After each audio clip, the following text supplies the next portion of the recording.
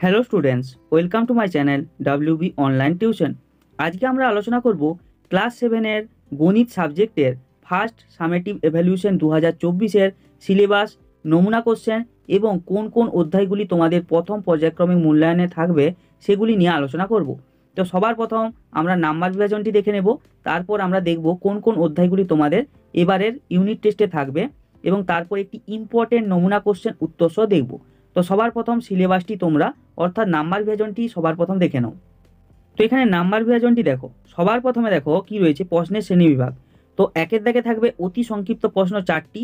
তো এখানে নাম্বার বিভাজনটি কেমন থাকবে দেখো, প্রতিটি প্রশ্নের মান থাকবে 1 করে, 4টি প্রশ্নের অ্যান্সার দিতে হবে, সেই জন্য 4 একে 4। এবার দেখো কোন কোন টপিক থেকে কোশ্চেন থাকবে। পাটিগণিত থেকে থাকবে 2টি, বীজগণিত থেকে থাকবে 1টি, জ্যামিতি থেকে 1টি, টোটাল 4টি প্রশ্ন তোমাকে করতে হবে একের দাগে। এরপরে দেখো 2-এর দাগে কী থাকবে, সংক্ষিপ্ত প্রশ্ন, টোটাল 4টি প্রশ্নের তোমাকে এখানে অ্যান্সার দিতে হবে। এখানে প্রতিটি প্রশ্নের মান 2 করে, 4 দুগুণে 8। কোন কোন চ্যাপ্টার থেকে দেখো থাকবে, মানে কোন কোন টপিক থেকে, পাটিগণিত থেকে 2টি এবং 3টির মধ্যে তোমাকে করতে হবে, বীজগণিত থেকে 2টি, 3টির মধ্যে তোমাকে করতে হবে। এরপরে দেখো সম্পাদ্য থাকবে 1টি, এটি 3-এর দাগে থাকবে এবং সম্পাদ্যের মান থাকবে এখানে 3, 3 একে 3। সম্পাদ্য 2টির মধ্যে 1টি তোমাকে করতে হবে। টোটাল তোমার 15 নম্বরের পরীক্ষা হবে। এরপরে দেখে নেব কোন কোন চ্যাপ্টারগুলি তোমাদের প্রথম পর্যায়ক্রমিক মূল্যায়নে থাকবে। তো এখানে দেখো 1 নম্বর যে চ্যাপ্টারটি রয়েছে পূর্ব পাঠের পুনরালোচনা, ওখান থেকে 7 নম্বর যে চ্যাপ্টারটি রয়েছে কম্পাসের সাহায্যে নির্দিষ্ট কোণ অঙ্কন, অর্থাৎ 1 নম্বর চ্যাপ্টার থেকে 7 নম্বর চ্যাপ্টার পর্যন্ত তোমাদের প্রথম পর্যায়ক্রমিক মূল্যায়নে থাকবে। এবার একটি নমুনা কোশ্চেন দেখে নেব, যেটি তোমাদের জন্য কিন্তু খুবই ইম্পর্টেন্ট, সকলে অবশ্যই দেখো। তো দেখো নমুনা কোশ্চেন পেপারটি কেমনভাবে, মানে অর্থাৎ তোমাদের স্কুলের কোশ্চেনটি কেমনভাবে থাকবে দেখো। সবার প্রথমে থাকবে first summative evaluation 2024 class 7 subject গণিত, ফুল মার্ক 15, টাইম থাকবে 30 মিনিট। তো পরপর কোশ্চেনগুলি তোমরা এবার দেখে নাও। সবার প্রথম একের দাগে কী রয়েছে, নিচের প্রশ্নগুলির উত্তর দাও। এখানে দেখো প্রতিটি প্রশ্নের মান 1 করে, 4টি প্রশ্নের তোমাকে অ্যান্সার দিতে হবে, 4 একে 4। একের দাগের একের প্রশ্নটি কী রয়েছে, +4 -3 এর মান হলো এর অপশানে 1, বি এর অপশানে -1, সি এর অপশানে 7, ডি এর অপশানে -7। তো এখানে সঠিক অ্যান্সারটি হবে 7। 2-এর দাগের প্রশ্নটি কী রয়েছে, ফাঁকা ঘর পূরণ করো, 21:28:3:ড্যাশ। তো এখানে সঠিক অ্যান্সারটি হবে 4। এরপরে একের দাগের 3-এর কোশ্চেনটি দেখে নেব। 3-এর দাগের কোশ্চেনটি কী রয়েছে, দুটি ধনাত্মক সংখ্যার যোগফল সর্বদা ড্যাশ হবে। তো এখানে অ্যান্সারটি হবে ধনাত্মক হবে। 4-এর দাগের কোশ্চেনটি কী রয়েছে, বিস্তার করো, এতে রয়েছে দেখো 2076। তো এখানে অ্যান্সারটি হবে 2 × 1000 + 7 × 10 + 6। এবারে রয়েছে 2-এর দাগ। 2-এর দাগে কী রয়েছে, যে কোনো দুটি প্রশ্নের উত্তর দাও, প্রতিটি প্রশ্নের মান 2 করে, দুটি প্রশ্নের অ্যান্সার দিতে হবে, সেই জন্য 2 2 4।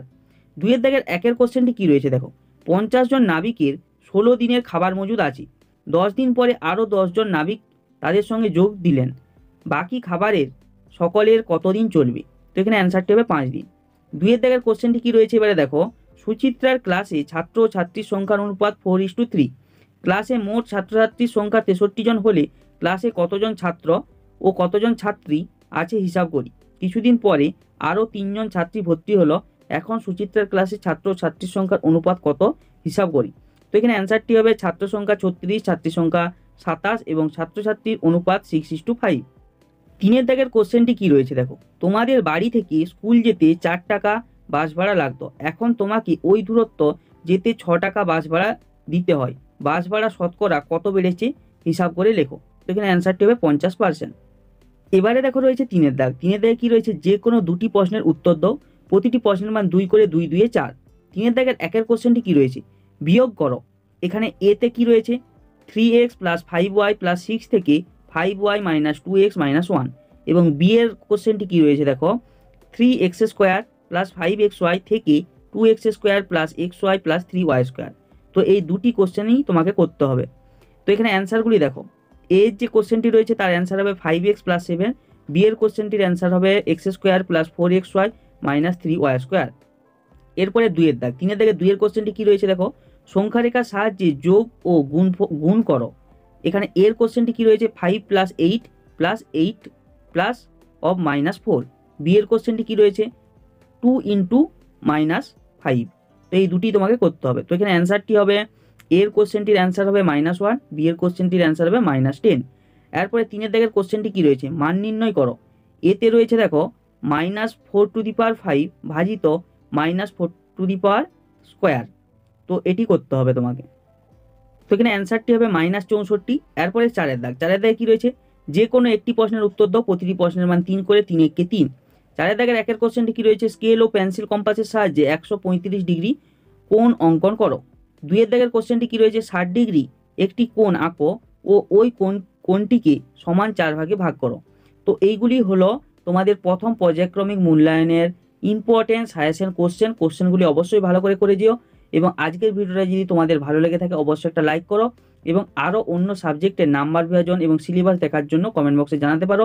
তো আজকের মতো এইটুকুই, দেখা হবে পরের কোনো নেক্সট ভিডিওতে।